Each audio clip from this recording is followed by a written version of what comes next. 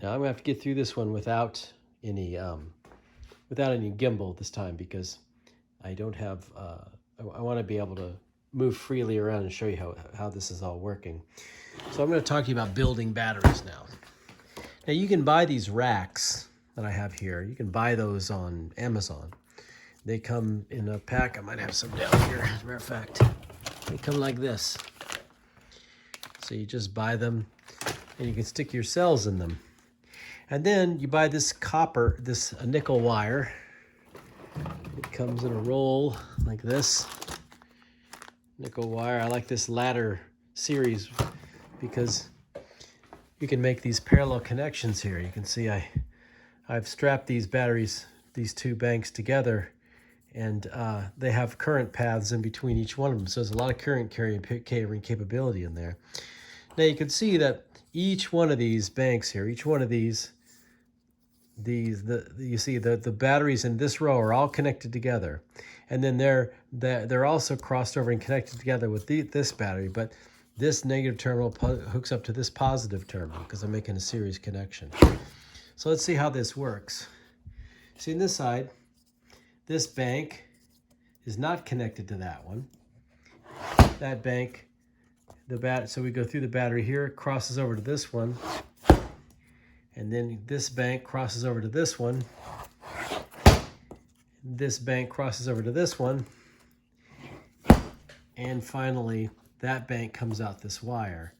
So essentially, I've got a bank of 5 batteries in parallel and a series of 4 banks in series. So that gives me 5. Each one of these is 2.2 amp hours. So 5 times 2.2 amp hours, which is 11.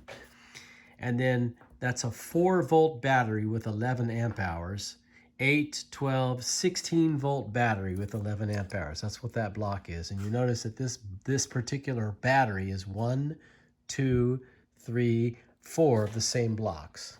Let me show you a diagram over here.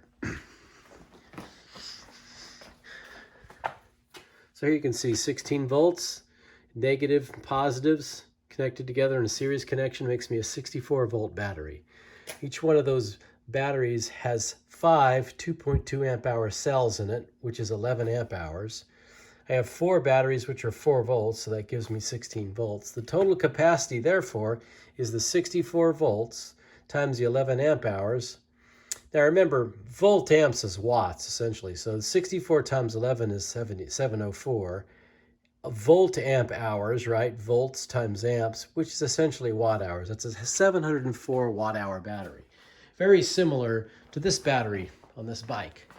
That's about a 700 amp hour battery. So you can see they're about the same size, actually. A little bit different packaging, but it's about the same battery. And most of them are made out of these 18650 cells.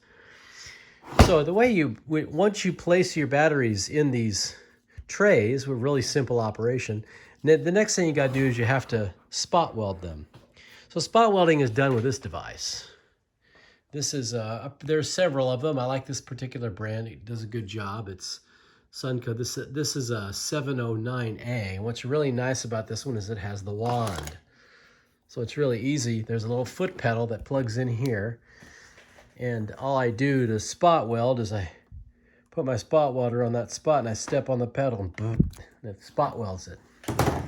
Now, you got to be really careful when you're working with these batteries. And I just really want to let you know that you shouldn't do this unless you're already a technician, you're already familiar with working with high current electronics, because 11 amp hours means this thing will deliver 11 amps for an hour. It'll deliver 704 watts, which is like a hairdryer for an hour. It has a lot of, and as a matter of fact, these cells will probably give up, even though that's an 11 amp hour, it still could give out maybe, I think they might be 10C cells, so they could give out like maybe 100 amps if you just short it out. So this could be very dangerous. You notice I'm not wearing any jewelry or anything. Don't wear jewelry when you're dealing with this because you can short these out and you're in trouble.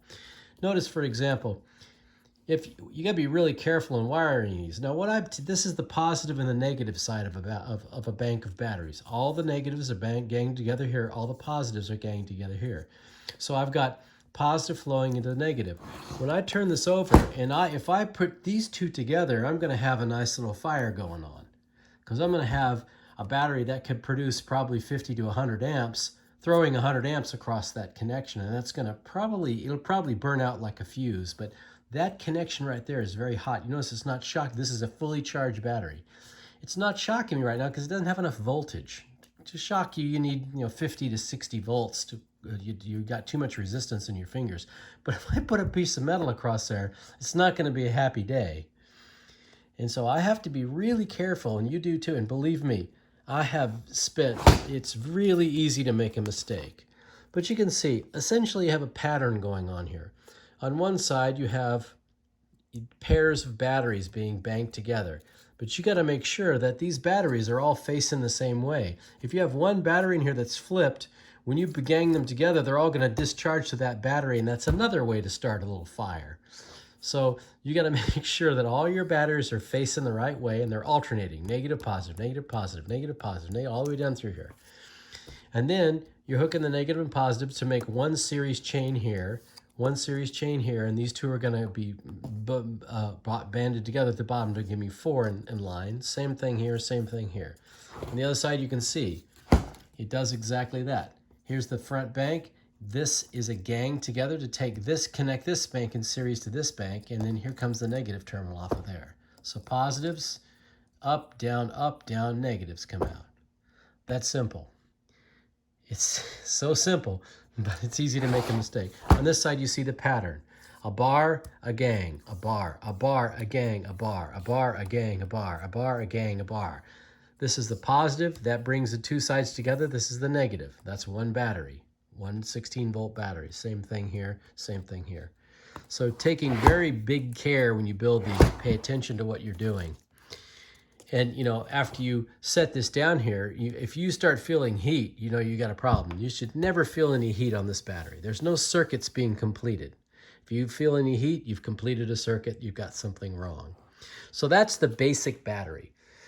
Now, I'm going to put connectors on these so I can put them, I usually connect them together with a gang connection like such.